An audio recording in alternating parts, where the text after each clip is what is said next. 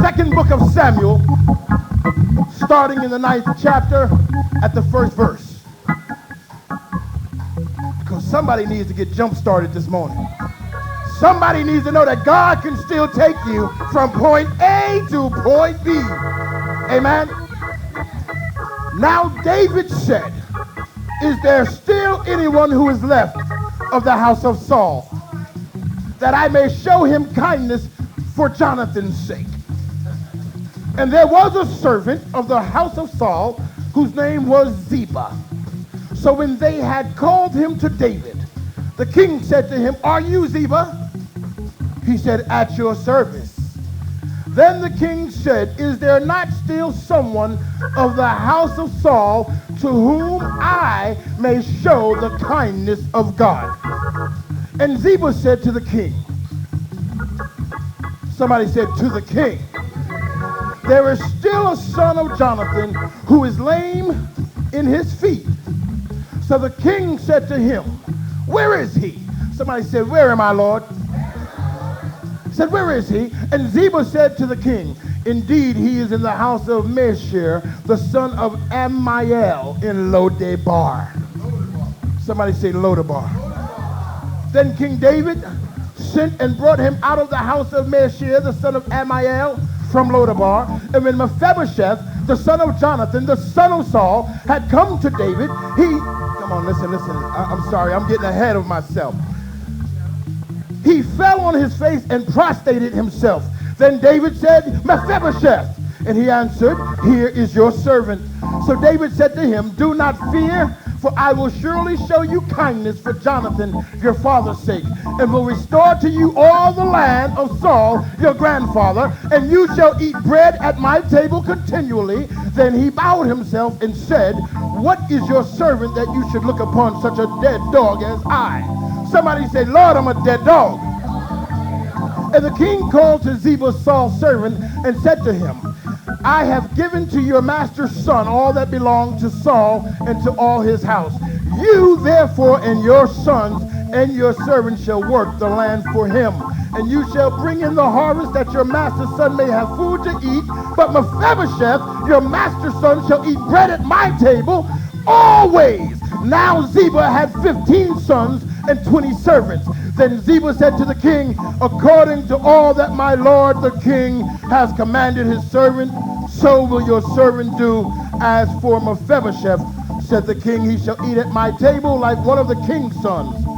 Mephebosheth had a young son whose name was Micah, and all who dwelt in the house of Ziba were servants of Mephebosheth. So Mephebosheth dwelt in Jerusalem, for he ate continually at the king's table, and he was lame in both his feet. Somebody give God a praise for the reading of his word. Now watch this, y'all. Is there a Mephebosheth in the house? Is there somebody who lives in Lodebar? Let me start breaking this down quickly. The fact that Mephebosheth was lame is a big thing, because lame cripples could not come before the king. Amen. A cripple was considered an omen. So if a cripple came before the king, they would kill him because they looked at him as being an evil. Amen. Lodebar was a place without any law. If I killed you, I just killed you. Amen. If I robbed you, I just robbed you. There was no authority to report it to. It was worse than the ghettos of Durham. Amen. It was just hard times in Lodebar. Now watch this. David comes into power. David says, is there anyone left of Saul's house that I can bless for Jonathan's sake? Now let me give you the history real briefly. David and Jonathan made a deal. I'll bless you and your seed, you bless mine. We're going to take care of each other. Amen. David said, Jonathan, I love you. Jonathan said, David, I love you. Now, even though I'm the son of the king, I know God has anointed you to be king. So when it's my turn to step up to the plate, I'm giving it to you. Amen. David said, because you love me like that, that's good. But because you love the command of God, that's great. And I will forever bless you and your seed. Ain't that nice? Now watch this, y'all. Let me just start this. Let me just accelerate a little bit.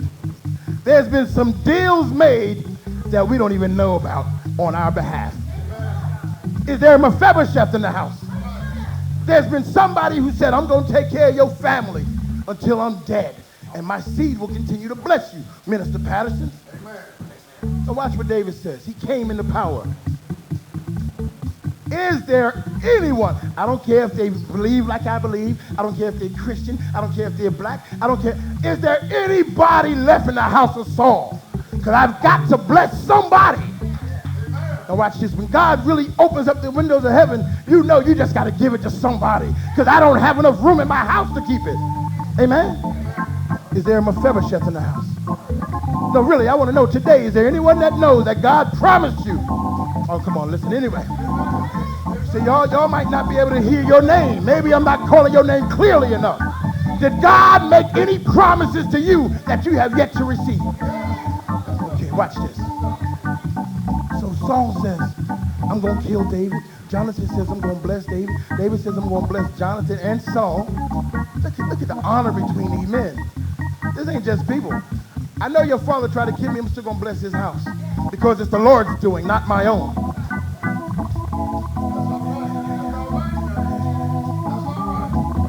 We almost done.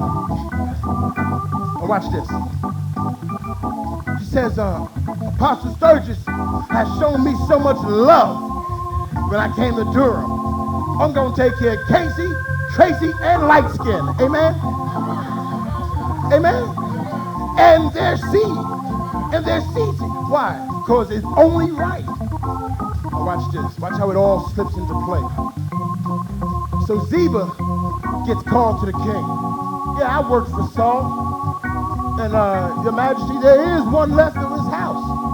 But he's crippled though. Why was it so important for Ziba to say that? Because if Ziba set David up to meet with a cripple and didn't let him know he would be killed. That crippled thing is a big thing to a king. Amen? Watch this, y'all. Because those who are in power don't want to be around those that are weak. I'm trying to drop this on you fast. When God come on now, when God anoints you and you got power from heaven, you don't want to be around those fake half-stepping Christians. Because they're crippled. Can I get an amen? Come on now. David says, bring him in. I got to see him. Now you got to understand, Mephebosheth had to have been bragging all his life that I'm the grandson of King Saul. Although he lived in the ghetto with a 40 ounce. Amen? You know King Saul's family don't live in Lodabar. Come on, are y'all hearing me? Didn't God tell some of you that you were destined for greatness and you living in mediocrity in Durham? Is there a Mephebosheth in the house? Is there a Mephebosheth in the house? Mephebosheth was not a little boy when he got called to the king. David says, what? He's a cripple? Bring him in. Because watch this. When it's God's decree to bless you, your current condition does not even come into play. So Mephebosheth, he's already been introduced. See, there's people who talk about you you don't even know yet. Amen? There's people sitting back saying, you know what? He got 3 kids. Well, it don't really matter. We can find him a big enough house. Amen? Amen? But instead of finding him a big enough house for 3 kids, we'll find him a big enough house for 2 families. Can I get a witness? Can I just talk about this a little bit? Mephebosheth, where are you? All right now. All right. So David says, well, he's a cripple. Bring him in. So Mephebosheth, now you got to remember who he was and where he was. A cripple in the ghetto. And the king has sent for you to make audience with. So the first thing I can hear is as the soldiers approach, I can feel the trembling that was going on in his soul.